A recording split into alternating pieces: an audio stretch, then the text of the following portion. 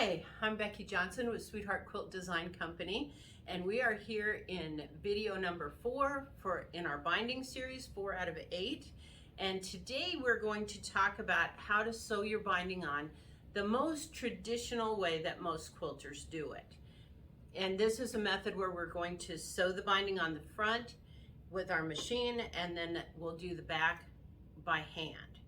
So I've already trimmed my quilt with the extra 1/8 inch that I showed you in video number 1, and I've already made my binding that I showed you in video number 2. So we're all ready to go. And I'm going to start in somewhere in the middle of a side, or the top and bottom, but you don't want to start at the corner. You want to start in the middle. And when you start, you want to leave a tail. So, and you can notice the selvage is still on here, but I will be trimming that off. I'll show you that at the end when we do our final seam. But I'm going to fold this in half, and then I'll start here. So I've got a tail to work with for the final seam, and I'm going to just do a quick little back stitch there just to make sure as I'm doing that final seam I'm not pulling it loose. Now with this wound up, you can either just put it on your lap or next to here on the your sewing table and just keep unwinding it, or a really good solution is to just throw it on the floor and then it'll just unwind naturally. Make sure if you have a lot of pet hair that you vacuum that up first. Now, I normally sew a binding on, if I have a regular fabric, I sew it on with a 1/4 inch. Because I've used cuddle on the back, I'm going to sew it on with a scant 1/4 inch. It just gives me a little extra to work with for the binding because of the thickness. And you want to use a walking foot when you sew your binding on, because you've actually got your backing, your batting, your top, and then 2 layers of binding. So you're sewing 5 layers together. Your normal presser foot is set up to work with 2 layers of fabric. So you'll find your presser foot gets out of place. It'll be pushing the binding forward. So you want to use a walking foot when you do that. Now my machine has a little built-in walking foot, so I am using a walking foot. What the walking foot does is it creates upper feed dogs. So with the regular foot, just the lower feed dogs are moving the fabric through, but a walking foot gives you upper feed dogs so that the upper and the lower are both pushing your fabric through at the same time. So you want to make sure you do that. And there are most brands of machines have walking feet available, or there are some generics, and if you work with a local quilt shop that sells machines, they can help you get that. All right, so I'm going to take this, line it up, and what we're doing here is I am sewing this on 1/8 of an inch from the edge that I cut. In the first video in this series, I talked about how sometimes after the quilting, your border isn't perfectly straight, but we cut a straight line. So I'm going to stay 1/8 of an inch in from where I cut, so that I'm sewing a binding on straight. Okay, so let me get this under here. Ugh. Make sure you have some room for your quilt so it's not fighting you, because they do get heavy when you get this much in them. All right, so I'm going to go ahead. I like to work needle down when I stop so that it's not slipping. And then you're just going to work your way along, lining that up.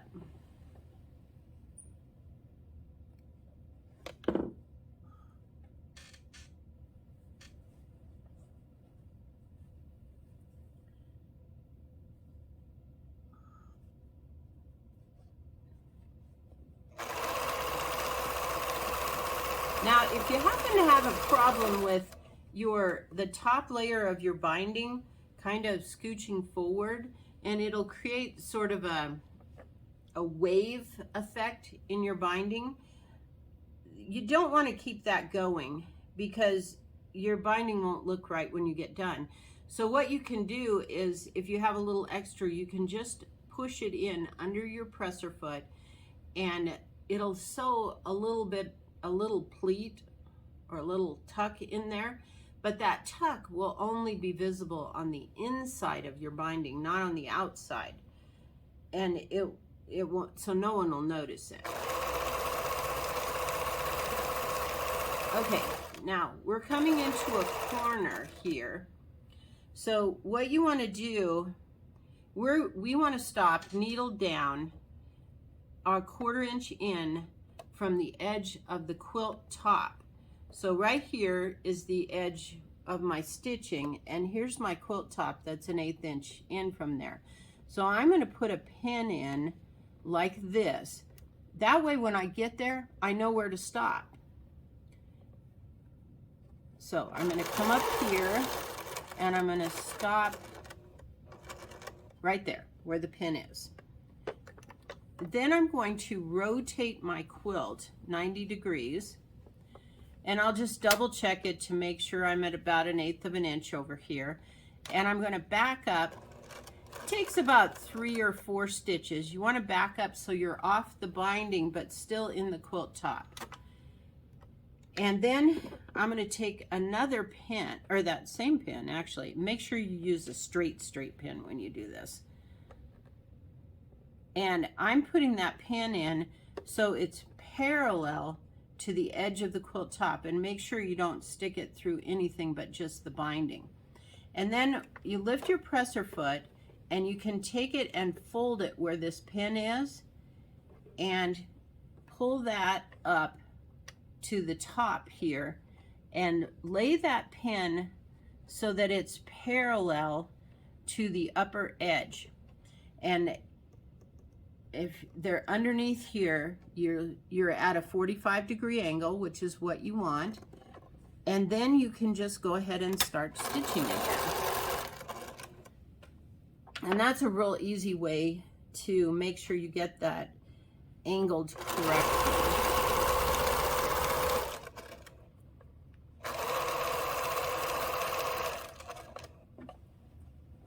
Okay, we're just going to work our way down the side. We're going to keep at parallel at 1/8 inch from the edge that we cut.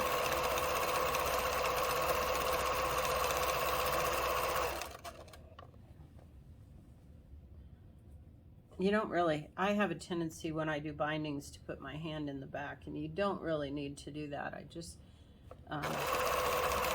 for whatever reason, I'm just guiding it there. I'm not pulling it.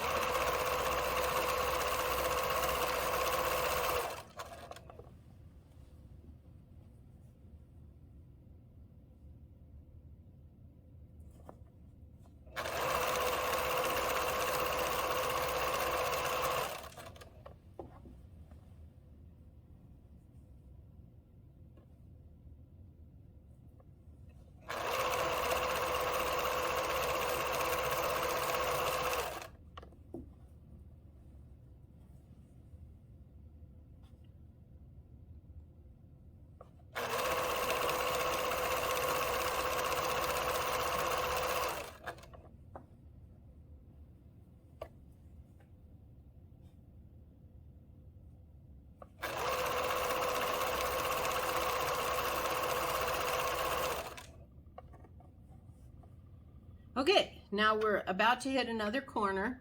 So once again, I'm going to put my pin in 1/4 inch so I know where to stop. And I've unfortunately got a seam in my binding right at the corner, not right at it, but close to the corner. And if that happens, it creates a little extra bulk, but just put it on like normal. Okay, and then we're going to stop where the pin is. I'm going to rotate my quilt 180 degrees, I'm going to go backwards, so I'm right at the edge of the quilt top, and then I'm going to put my pin in. Now this, at this place, was one of the places where I averaged it, so I'm going to come in that 1/8 of an inch instead of right at the edge of my quilt top, and I'm going to take that pin and fold it in half there and pull it up to the top so it's parallel to the upper edge of my quilt, and then I'll just, whoops, start stitching again. Ran into a problem because of that seam up there, so I had to just give it a little help pushing it through, and then we're just going to work our way down the next side.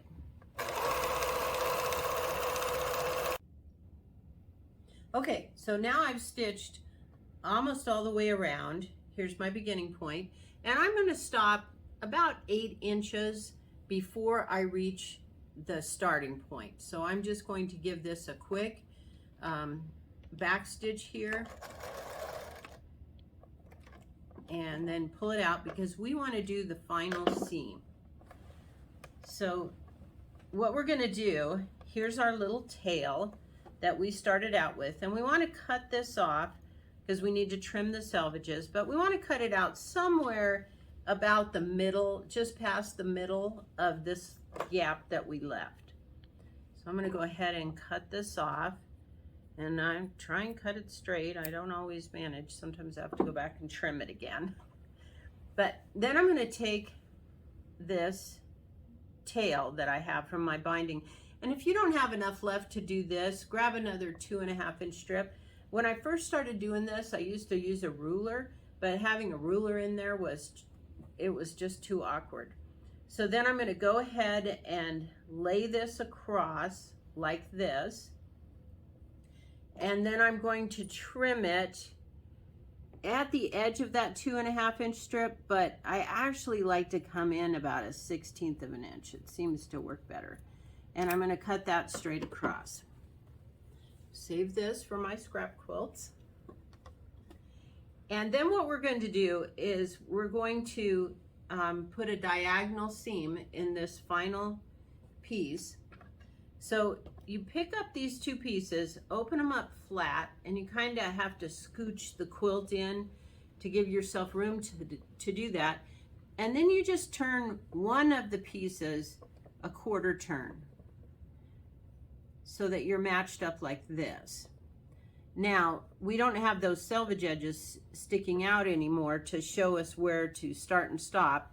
So after I get this corner matched up, I'm going to put a pin in so that it's coming straight out from that corner. And then I'm going to go over here and do the same thing, which is a little trickier because I can't see it. So I'll flip it over and you can see I'm off 1/8 of an inch. So I'm going to move that over till it comes out at the right place. It's still off just a smidge. All right, and then I'm going to go ahead and stitch this where the pins go. Now before you do that, it's not a bad idea to take it and gently stretch it out just to make sure you didn't get a twist in it or something.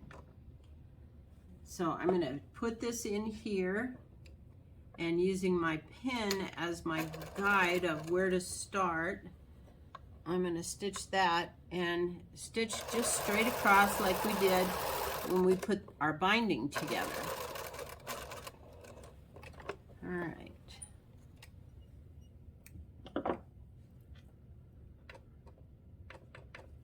And then before I trim it, I always check it. Make sure it's going to lay flat, that it feels the right size. And then you're going to go back and just trim these triangles off. I just use my scissors rather than trying to get a ruler and a rotary cutter in there. So I just cut off those little wings. And then I'm going to lay it back down here. And I'll take my finger and make sure I get the seam allowances going the same way so we don't have any rough thing. And I'm going to pick back up, overlap my stitches a little bit from where I stopped earlier, and then come down here and overlap a little bit.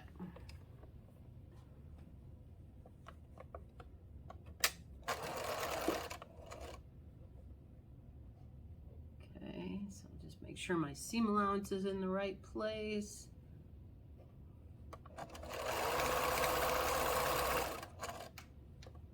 This side got flipped back. Okay, there we go. Now, if you do come out, sometimes the top piece will be, there just feels like there's just a little extra. You can't do it with the whole binding, but just the top feels extra. You can push it in and just have a little tiny pleat in there that'll be in the inside of the binding.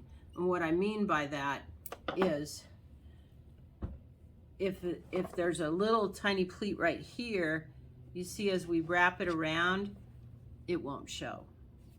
Okay, so then what we need to do is we're going to hand sew the back.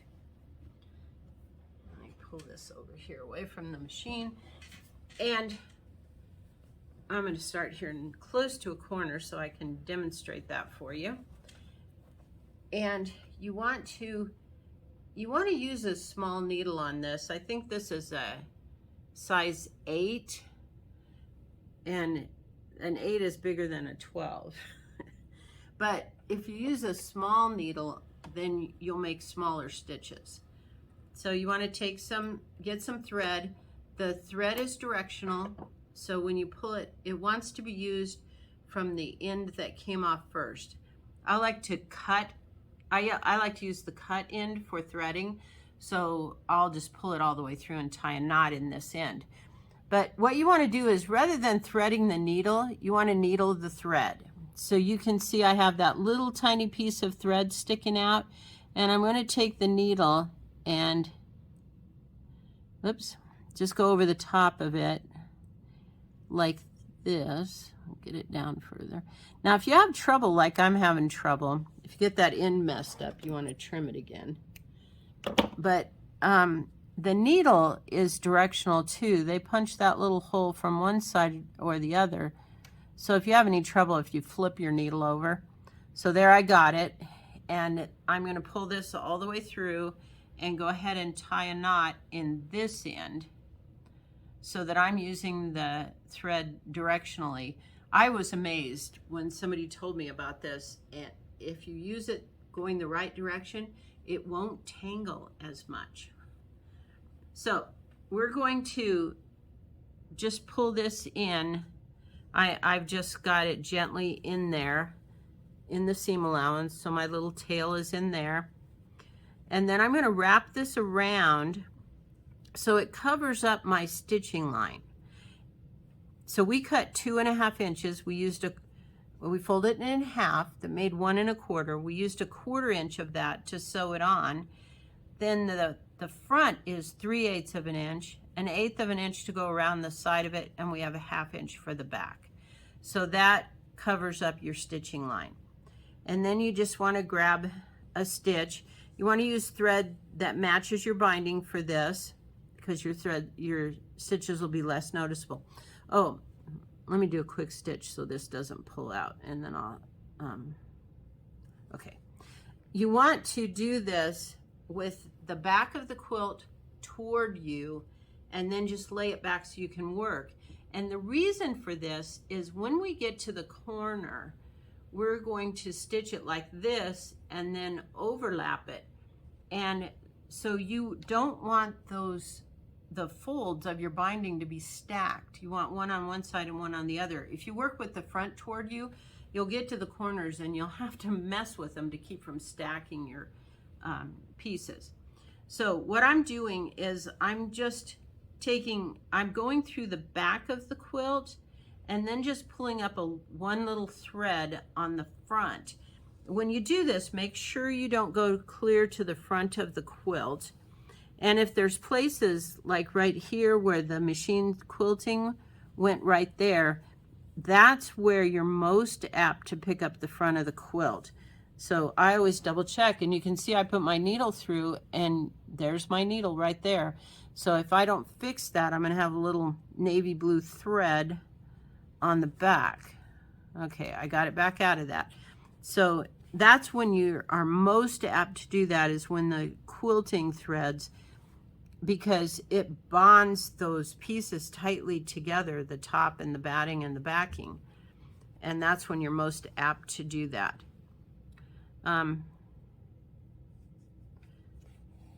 Now, you can also use binding clips. A lot of people like to do that. I've tended to just work it around as I go, but a lot of people like to use binding clips to hold it down so they don't have to worry about that. I'll show those. I'll be using them in my next video. Whoops, getting a little overzealous here. You want to take about 1/4 inch stitches.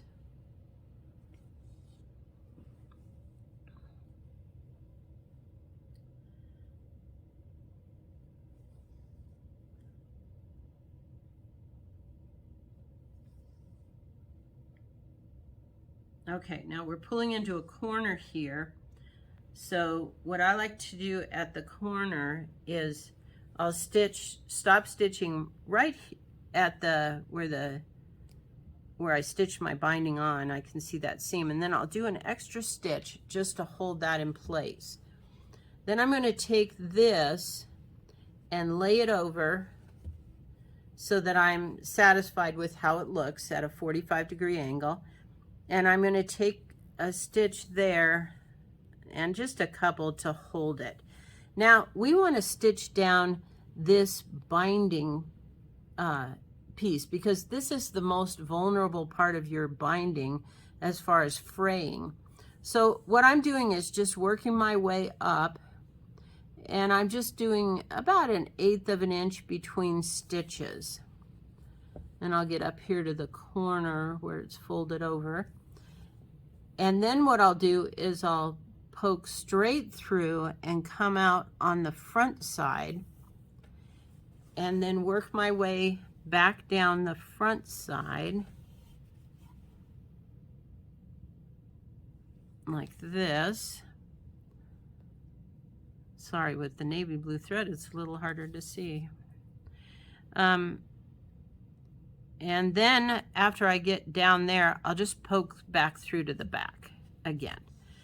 And then I can go on my merry way, just going through the back without catching the front, and just come up and do a tiny thread. Now, sometimes I'm working with a stripe binding and my binding doesn't match at all. So if you come up, or my thread doesn't match all of the binding, you can kind of come up on the underside of that, and then your stitches will be hidden better. Okay, and then you just work your way around the quilts. It's a great thing to do while you're watching TV or just relaxing. So have fun with it. Thank you.